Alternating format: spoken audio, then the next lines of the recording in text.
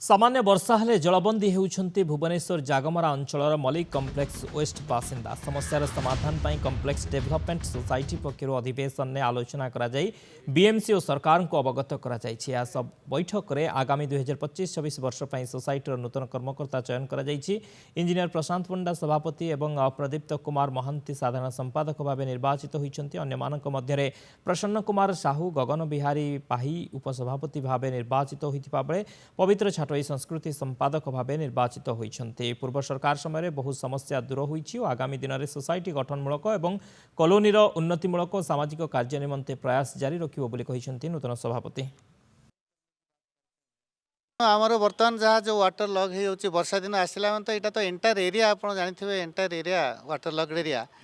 आ से भितर मल्लिक कम्प्लेक्स जो आम वेस्टर्न साइड एथरे भी से आम से भुक्तभोगी हो जो वाटर लग पे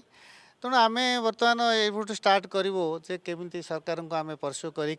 बर्तमान केमी सब नाल नर्दमा गुड़ा एक्चुअली मेन माने कारण हूँ